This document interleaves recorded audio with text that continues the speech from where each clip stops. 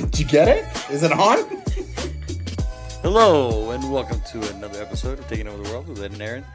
Look, don't even come at me. You got some nerve, pal. No, you have got some nerve. Don't even come after me. You came after Rum Shaker. Rum Shaker is a classic. I guarantee you. A zoom, a zoom, a zoom, and a boom, boom. Just shake your rump. No, everybody knows the Rum Shaker. Nobody knows the Rum Shaker. Disagree. We'll see. We'll see in the comment section. Please, if you're watching this, please give me a giant thumbs up if you know Rum Shaker. Because you don't even know who raps it. Or it doesn't matter. You don't know. It is a jam. Anyway. When you are in the club, okay, and it comes on, you don't need to know. Nobody goes. I'm sorry, I don't go to the club. I go to the club. Okay, with that, when you go to the club and a banger just hits, you just go. Right? You don't look next to you and be like, hey, I know this is a good song, but by chance you know who sings it? No. When you're in the club, when a banger comes on, you just move. Rum Shaker is a banger. All right. It's no question, no contest. Absolute banger. I disagree. You're right. I don't even know the song, so I can't agree or disagree. I don't know it. Anyways, I just don't know how you go through life that way. I don't know. So I'm gonna turn the page for a minute. Okay. What is your honest opinion on Banana Ball? Okay, that's a good question. It's a good question. Because most of our talk today is going to be about Banana Ball. Okay, have you ever been to Banana Ball? Have not. I'm dying to go, but when they were here, they're sold out. So when they came here, a couple of fun facts I'm going to hit you with. We did go 2 nights, both nights. Yeah, and didn't invite me. That's okay. Didn't invite you. Well, if you would have been in the club dancing to Rum Shaker, I probably would have invited you. Because you don't know how to zoom or boom boom. Okay? So, we went the first night with a bunch with the baseball team. Okay. And so I don't know why our family, we have a hidden talent. Okay? We have a hidden talent to find our way onto TV, and the boys, especially Beckham, will come away with all the loot. Okay. All the loot. So we went there, we got there early for Banana Ball, and when it's crazy, when they did it here at Las Vegas, it was like open your gate, it's general seating, you go.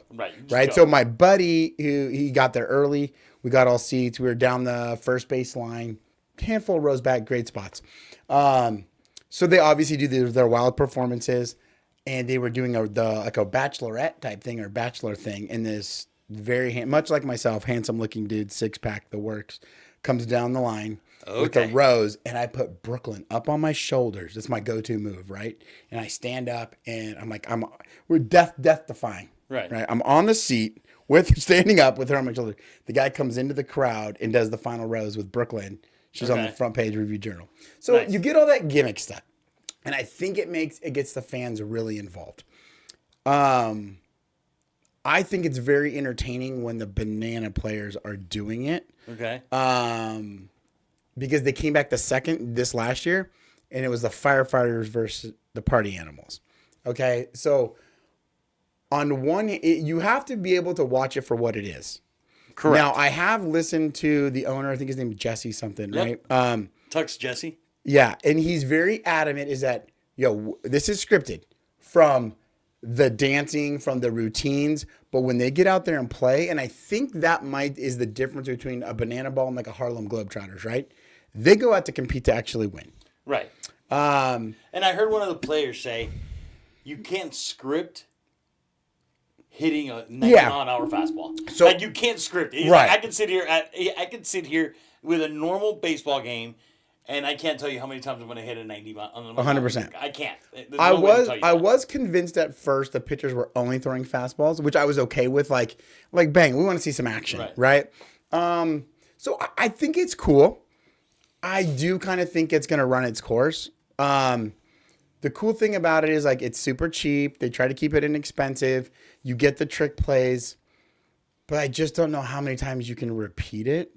If Banana Ball came again, I don't think I would be dying to go. I think it's cool. The second day, We were actually, my buddy, good friend of mine that I've coached with, he owns a pool company here in town. He built the pool at the Aviator Stadium. So the second night we were all in the pool.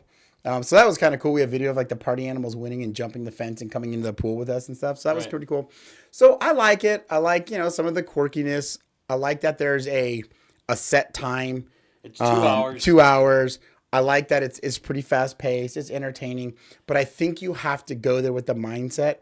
I'm here to be entertained, not from a baseball perspective, but just the overall show. If you go in with that mindset, I think it's fun, Right. You see some of the trick plays and all these YouTube guys now with Coach Rack, the boys have been watching for years. Coach Rack, I love Coach Rack. You got the Greatest Showman. That guy, made the team from YouTube and stuff. So I like the guy cool. on stilts. Oh, Stilts. Stilts McGee, I saw him. That's wild, by the way. So the reason I ask, right? So Stilts. So I do like it. So Stilts played his last, because they want high level baseball players. Okay. College, D1. Right, yeah. Some of these guys played, want. Yeah, they were some drafted. Pros, yeah. Mm-hmm. So that's what they're looking for. Stilts was funny, though, because Stilts got out of high school, decided not to go play college ball. Right. Stayed in his hometown and started doing construction. Yeah. And his mom calls him up one day and says, "Hey, we have baseball tryouts tomorrow." And he's like, "I haven't played baseball since high school, a couple years." And she's like, "You got baseball tryouts tomorrow, and bring your stilts." Okay. Because she gave him stilts when he was 10 years old. Okay. And he's like, "Okay." So he's like grabbing his stilts. The strap was dry rotted. Oh, on the stilts? On the stilts. Oh, gosh. So they ended up buying dog collars. Oh, my gosh. And strapping him in with dog collars. Oh, my gosh. Okay. And he was doing his little skit, whatever. They were trying to get the banana, because I think he's one of the originals. They were trying to get the banana. I think he's been around for a while, yeah. They tried to get him to go, and then they were going to cut him. Yeah. Because, it didn't translate. And one of the coaches was like, "Can you hit a ball on stilts?" He's like, "Yeah. What's the difference?" And then he's like, everybody just stopped. Yeah. And they're like, "All right, pitch him. Let's see what he can do." Yeah. And he hit it, and they were like, "Oh, this is great. Yeah. You got the job. Like, this is great." How many teams are there now? Dude, now there's like 4 or 5 teams. There's 4 teams. Yeah. Can you name them? I know you got the bananas, you got the party animals, you got the firefighters. I don't know the 4th one. Texas Tailgaters. Oh, sign me up for the Texas Tailgaters. They have some cool uniforms. I might need a tryout for the Texas Tailgaters. Some of them wear baseball caps, but the majority wear cowboy hats. Yep. Okay. It's awesome. Yeah. It's awesome, and they have a couple different jerseys. Like, everybody has a couple different jerseys. Yeah. Mm-hmm. Like, the firefighters have a jersey with like a dark gray jersey with the fluorescent yellow that you would normally see on uniforms. The Tailgaters have a Texas flag themed jersey with the Lone Star on it and stuff. A couple different things. So the reason I brought them up is because he challenged a business model. For sure. Right? He was like, what we're doing in the league we're in doesn't work. Right. So how do we make it different? Sure. Right? And I see him walking around the Atlanta Braves Stadium talking to the CEO of the Atlanta Braves. And they were going to play there. And so he's walking. He was doing a TikTok, and he's walking around talking to the guy about, "Okay, this is our show. This is what we do. We do 2 hours." And then the fans in the parking area, the bananas come out and they dance and stuff for another hour with the fans. Yeah. So it's like a 3-hour. They're really good about it, yeah. Yeah. And he's like, we start at the upper deck and work our way down the stadium at the beginning of the show. So we ask everybody to be in their seats 30 minutes prior to the show, because we start at the very top and then go all the way down, because we want everybody engaged. Right. And it was something very funny. So Atlanta Braves, traditionally a good baseball team. Yeah. Have won World Series. They're like an older team that's been around for a long time. They're pretty nostalgic. Right. They were like, we're lucky if we get people in the seats by the 3rd inning. Yeah. Because it's a long game. We're lucky. If we get people in the seats by the 3rd inning, we consider ourselves great. Right. Like, it's going to be a great day. Yeah. Because we have fans here. And you guys, he's like, no, they line up because they know. They know they're here. And they're so you need to prepare yourself for this, because it's completely different than what you're used to. Right. So they challenge it. So now what they're going to do is in October of this year. Next year is going to be, so if you have gone, I think you should go. I'm going to definitely try to go next year. It's going to be the championship series. So they're going to have a championship. They're adding 2 teams. So they're going to have 6? 6 teams. Okay. And they're adding 26 city tour. Okay. Now, we know a draft, right? You bring in players, you draft them, blah, blah, blah. What they're doing is they're flying in fans from all the potential cities. Okay. So it's going to be more than 26. Okay. For them to draft the cities that they're going to play in. The city gets to draft their team? No, the team the teams are going to draft what cities they're playing in. Oh. And the fans are going to be there instead of normally the players are going to draft. Okay. And then when all the people are there, they're going to draft the 2 cities to represent the 2 new teams and their names. Okay. Right? So I was listening to him the way he explains it, and he's talking to a bunch of people, and he's like, yeah, it's a fan first experience. It is. I would agree. And I don't know if it was Coach Rack or there's another young guy, blonde, like Cody or something. I forget who he is. And they were talking about like, what are the expectations of you being in the league and playing at any one of these 4 teams, right? And they said you will never, ever not have time to sign an autograph. Okay. Like if they catch you outside, even outside of, you're not working, you're on time off, and somebody comes up and asks you for an autograph, you have to give them an autograph. That's part of the lore, the attraction is you need to do. So I'm thinking to myself as I'm watching this, I'm like, you have this guy who broke the mold and said, we're going to do something different, right? Because we're going to figure something out. He figures it out, and it works. And then he's like, okay, these are the guidelines because we want the fans to come first. And I like it. I do get a little concerned with this expansion to 6 teams. Are you trying to now take it over the top? You know what I mean? Like he's going to make it worldwide. Because see, like I think like when we went and saw the party animals versus the firefighters, it was still good.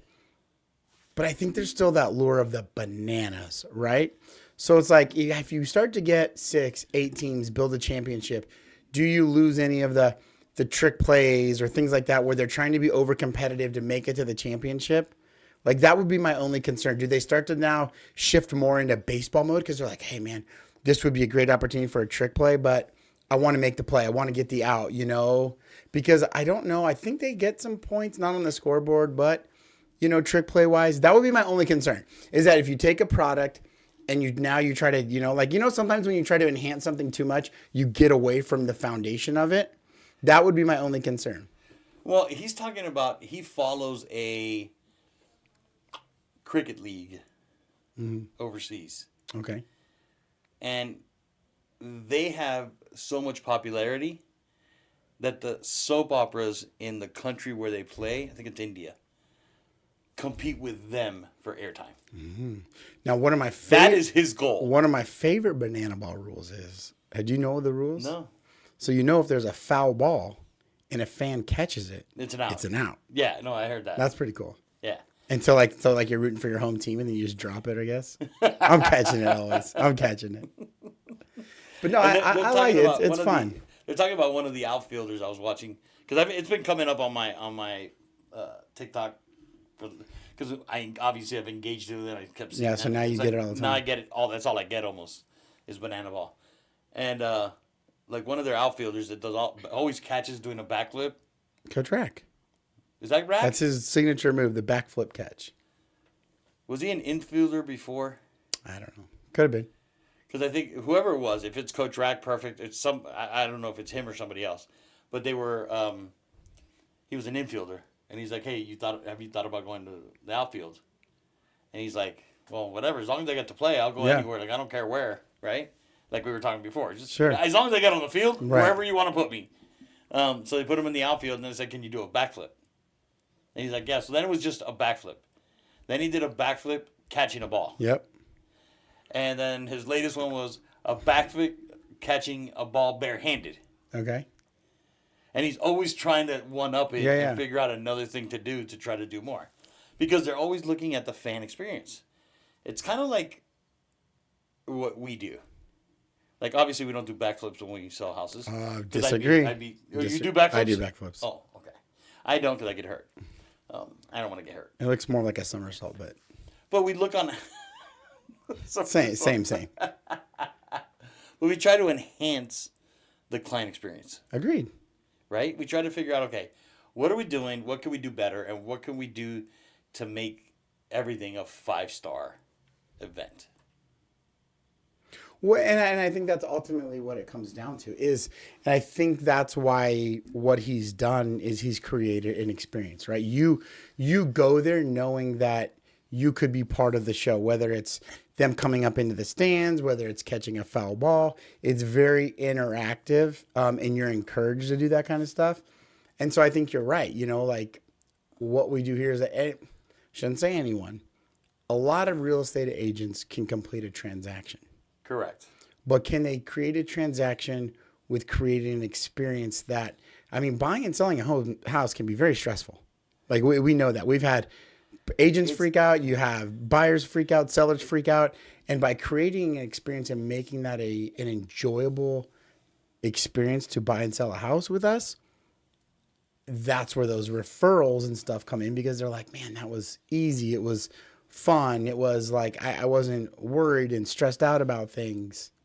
Like I went to a signing over the weekend because my client drives a truck over the road and he was not going to be during the week available. And we went to the signing and he says, man, I bought the first house with you and I thought that was stressful. Now buying my second house, it's even more stressful. Really? And I said, okay, so what's the stress? Mm-hmm. He goes, it's not you, and you got everything done for me. I was in my own head. Yeah. And then he said, I don't understand how people say they want to do this without a real estate agent. Yeah. And I was like, no, I get it. I'm like, I think that the two biggest stresses in somebody's life is divorce and then buying a house. Like in that order. One is divorce because divorce is stressful on everybody. And then buying a house is the second most stressful thing in your life. Man, I was going to say having kids. Oh, having kids isn't stressful. It's not for me. It is. It's a little stressful. Not me. We have a factory. We can go. Yeah. But I think that he was saying he gets in his own head, right? And there's so many moving parts and people need stuff. And what if you don't get this on time? And then what if you do this? Or what if you don't do that? And how do you do? Like, it was just so much. He's like, oh, I spent nights not being able to sleep. Well, and see, okay, so now it goes back to finding, like you said, finding Nemo. Finding Nemo. And Dory syndrome. Yeah. I think it goes back to, like you said, is it's challenging the current system, right? Most agents go out there and they're transactional. They go, they click, they do it, Right. they just get through it, right?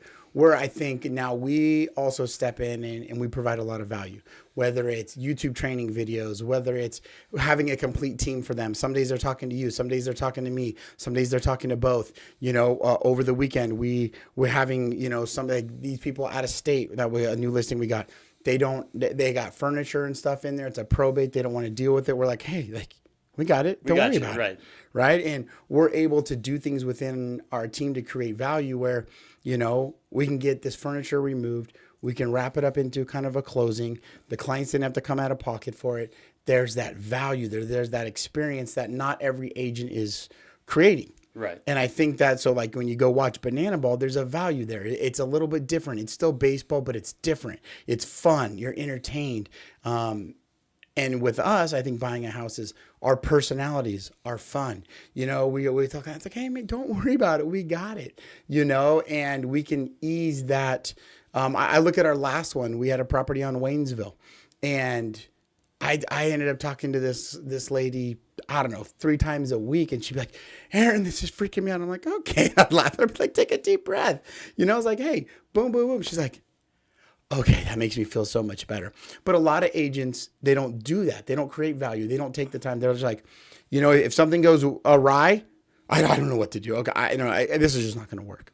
Where you're Coach Ed, your hidden powers thriving off of, I don't want to say chaos, but thriving off of, I don't know, complicated yeah, situations. because it's not chaos, but it's things that are outside the norm. Right. Right. When things get a little hairy, that's when you're like rolling up your sleeves. All right, call let's me in do from this. the bullpen. Yeah. Here it comes. Ed just chilling in the bullpen, waiting for something. Waiting for bases loaded, nobody out. You're like, oh guys, Ninth we inning, are we need to- screwed. Right. I'm like, nah, man, you don't know. We got a secret weapon down in the bullpen. Watch this, and you just signal down to the bullpen. Ed comes in and figures it out. And that's one of the things that we do, right? Because there's a service that needs to be provided, and you're really good at that, right? Providing, calming people down, getting Right. That's your superpower. You like when they come in, they're like, "Oh my god, I'm freaking out!" You're like, "Hold on, relax, I got this." Sure. Right? I would agree. You do that. You do that that is my really good. superpower. You like calming them down. I'm Captain Calm. I'm more of the To the clients, inside stuff's them. going crazy. All right, let's get crazy now. Right. Because I enjoy that craziness and figuring out, okay, what's the solution? How are we gonna get to where we need to get to? How are we gonna put this square peg into a round hole and make it work actually correctly? Right. Right. So that's kind of what we work on together to make shit happen. But we're always having the client first, right? It's always their experience. How are they doing? What are they like? When Waynesville, the same one, right? She's freaking out because she needs receipts now because Right. she did all the repairs that they asked for, and we got everything done. Now we need a bunch of receipts. Like, oh my god, what am I gonna? Okay, hold on. Where'd you get the electrician from? No, I got it from your plumber. Okay, I gave you the plumber. I'll get you the receipt from the plumber. Aaron will call the electrician. We'll get that, and then the AC guy you did. But if you can't give us a number, we'll get it. So we just made a stretch where she was freaking out. She wasn't going to be able to get it. We helped her get it. Same thing. I did a walkthrough this weekend, and it was like we needed 2 doors in the garage, a walkthrough door, and the garage door itself were damaged, so they were gonna have to replace those. We had an electrical at the main box double tapped, some block on the block fence was out of place and stuff. So those are all the repairs. So we get there, and my client's freaking out for a week, calling me every day. He's like, "Do you think it's done?" Yeah, I'm like, "We're gonna do a walkthrough on Saturday." We're like, "Relax." He's like, "What if it's not done?" I'm like, "Then we'll hold money back." Yeah. It's not a big deal. Like, Right. Take a deep breath. Let's go. We get to the house. The owners that sold the house, the sellers, great people, super nice people, very organized people. Literally sending me pictures and receipts while we're there. Hey, this is what we did. They even pointed out in the very bottom of their new garage door, there was a little ding on it. And the wife's like, "Oh, I already called them, told them they're going to replace it. They should be doing it this week. If not, we'll give you the information because it's under warranty because they just installed it." I was like, "Okay, perfect." We walk in the kitchen and do a walkthrough, and she's got her little, she's like, "Oh, they're going to be closing the streets on this day. I posted it here so you guys would know the date because they're going to be repaving the street here." I'm like, "Okay." And then she's like, "Oh, by the way, here is an accordion file set with all of the documentation for everything in this house. Yeah. And it's just for your buyers." Well, and I think this is a big thing too. Like, so when you go with Banana Ball, is that yes, they're competing against each other because they want to win. Right. Right. But throughout the game, they're also very much collaborating on dances and showmanship. Like, right. Like they're at the end of the day, they're both there. I'm going to be the dad bod cheerleaders. I'd like to see you out there. Maybe you could be the new even- barrel guy No, that I just wanna wears be the the barrel dad with bod suspenders. cheerleaders. I could be doing. Oh, I have seen the dad bod cheerleaders. I Okay, think I'm going to be the dad bod cheerleaders. But my point Wearing a being cutoff. is that although they're on opposite sides of the game, right? So let's say you got the bananas against the party animals, Perfect. right? They both have an objective to win the game. However, they both have the similar objective of entertaining the people. Correct. Because they both know without each other, it's not successful. Correct. If you just had one team going out there doing all your backflips, behind the leg bounces, in between, backwards catches, right? And one team was just going out there just hard sliding into bases, no fun, just trying to win the game at all costs, it would not be as successful. No. And I think that's where it translates into real estate because like you just said, and I just got a picture from a client of mine who they referred to me, great friends of ours, their parents were moving here and retiring here. And we worked with the agents on the other side. They were awesome. And I think that there's this misconception is that when you get into a deal, it's me versus you. It's the buyers versus the sellers. It's our agent against their agent, right? But it's like, if you do it that way, if it was, like I said, the bananas doing all their tricks and then the firefighters or the party animal just playing the game of baseball, right, it wouldn't be as successful. Correct. Okay, you're going to run into just animosity of like, oh, we're out here trying to put on the show. You guys are out here just being a bunch of morons and right. Like you're not doing what's right. But when we do that and we treat agents, when one's doing, the banana ball style, one's playing baseball, it doesn't work.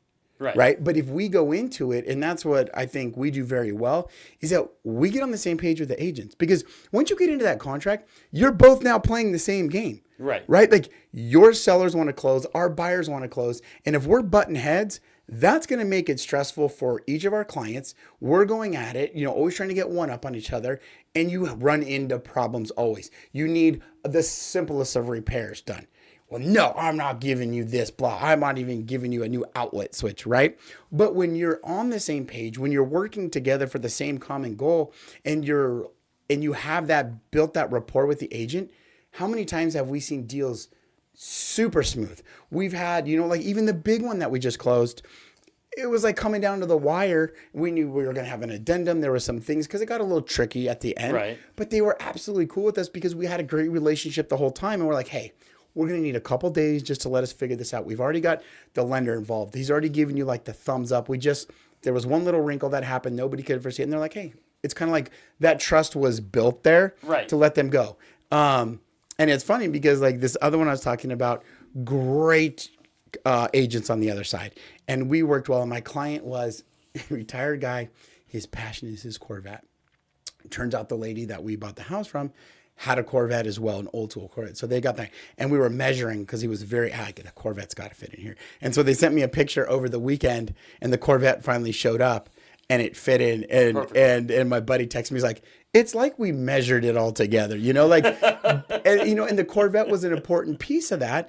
And the agent on the selling side understood that because they were a car enthusiast, the Corvette, so it was kind of that bonding thing too. And so it just, when you decide that you can play the game together, it's better for all parties, right? And I get it. There's a time for competition. You got to put your foot down. But if you establish that trust, you build the rapport like we do, we normally get our things taken care of because we're not those a-holes that it's like, you're going to give me this, or that, right? And I think that's where Banana Ball is really cool in that. And I think you still see too is that now you're going to see, right, what we see with teams and what we see with individuals, right? You see a team like Jesse, right, the owner of it. He's putting on now this league, right? And he's got all the buy-in, right? And he's like, listen, guys, if you want to play in my league, this is how it does. You're going to get a portion of it. Right. You're going to make your money, but this is how we do it. You kind of need me and my system to do it all. Well, now what happens when you get all these players that are all of a sudden like, well, you know what?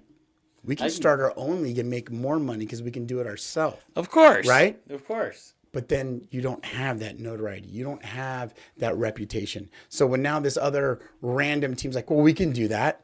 And they go out and try to invent Apple Ball. Right? Like, it's just not going to be the same because those players think that this is an easy concept. Oh, it's super easy. I can do it myself. Why do we need Jesse for? And they find out, they fall flat on their face because the system, they were successful because of the system he created and put them all in. Right. And it's hard to duplicate it. And on the outside, you're just like, oh, we could do that. Well, I think the difficulty with duplicating is you have a different mindset and a different philosophy on life, right? And we've talked about that I'm like doing dual roles, part of the team, and I'm running the office too, and I'm doing a bunch of things. And we were talking yesterday in one of the parts of the interview because they're trying to see if I'm a fit to be permanently doing this. Mm-hmm. We were talking and we said, okay, what is it that I need to, when we were talking, I told the owner, I was like, this is my vision of what I want to do. And she's like, I see it. I don't know how we're going to get there though. And I said, okay, so I'll be the guinea pig at our office because the same owner owns 4 offices.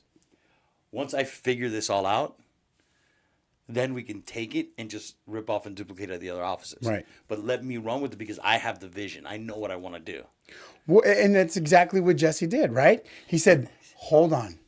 I have a I'm vision. going to think outside the box. I have a vision. And I'm sure when he told people about it first, they're like, dude, this is stupid. So you're basically going to play circus baseball. That's dumb. Right. But now look at it. Now they're millionaires. Dude. And you know, I obviously in the position, I mean, I'm never going to be a millionaire doing this. Right. But could I create an environment where we have multiple millionaires because the system we created helps the agents do more? Oh, for sure. Well, and that's what he did, right? Right. Not only because a lot of these guys, I shouldn't say a lot of them. I know a handful of the popular guys that like my boys and stuff they follow came from YouTube and doing all this stuff. Right. But now you look at him is that he's given them a platform to expand on their YouTube And to grow. And I mean, in today's world, like, you know, I mean, shoot, if it was, I don't even know how far you go back, 10, 15 years, if somebody came and was like, oh yeah, I'm going to do this YouTube thing and I'm going to be a millionaire, I'm going to make these videos, and just like, dude, that is the dumbest thing ever. But now, I mean, you look at all these, I mean, you got kids that are watching, I mean, I don't know if my kids watch regular TV. You know, it's YouTube series. It's, you know, following baseball teams. Like, you know, then you got like this Pottstown team, you know, where they started as some YouTube guys doing tennis, baseball. Now they've expanded to this Pottstown thing. And I mean, I don't, if you're a baseball player, you're probably 14 or under, and you don't know Pottstown, you are not a baseball player. Like, I mean, it has taken over the youth sports world. I mean, I even got my son, my little guy, you know, he's like, Dad, can we go mic'd up this weekend? I'm like, bro. Mic'd up. Mic'd up. Because that's what all these teams do now. You know, they want to catch. Baseball has turned into, I shouldn't say like a reality show. There's good competition. But, I mean, you see these teams. I mean, what's his name? Zilla National. God, why can't I think of his name all of a sudden? Oh my gosh, the internet's gonna I'm not kill a me. huge Kill me. baseball watcher. Oh my gosh. Well, it's like left-handed pitcher. It was the Dodgers now, but bottom line, he started doing that too, and now you got guys that, you know, they're mic'd up. I mean, even at our PG tournaments, which is like the big baseball organization, a bunch of my buddies now I've become really good friends with them. They run, you know, the day-to-day operations. Whenever they see me playing, they'll come down and be like, hey, can we mic up a couple of your kids, like for feeds, you know, content, like for content and stuff. And this world. Do you say yes? Yeah, I let them. I let them, and we're like 0 for 4 anytime the kid's wearing a mic, you know. So it's like, but you know, it's like all this new world that we live in with social media and YouTube. I mean, you've got people making tons of money being YouTube and influencers, right. And it's hard now to say like, no, don't put that on film, like, you know, because there's always that worry what goes up. But I mean, like, you got people making full-blown livings. Oh yeah. You know, as YouTube stars, it's wild, but. You know, 10, 15 years ago, none of that stuff existed. I mean, they're even using it in baseball now. You got guys mic'd up in the middle of the games. The announcers are talking to guys down on the field.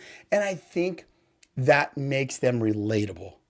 Right. You know, it was kind of like golf when they did the big showdown a while ago when they had like Phil versus Tiger when they first started doing it. They wanted to see a little shit talking. They wanted to see a little, like Phil, I think one of them was like, 10 grand this hole, you know, like not promoting gambling, you know, like if you have a gambling problem, please call 1-800-GAMBLES Anonymous, you know, like what they always say, but it's like, it makes it relatable. But I think that at the end of the day, it's whatever industry or whatever thing you do, think outside the box, put the clients first, and you'll be successful. You have to be client focused. And that's what they did with Banana Boat. They made it client focused. Yeah. And they made everybody part of it. All right, let's go pick up some more clients. Okay. And make it client first. I like it. All right, brother.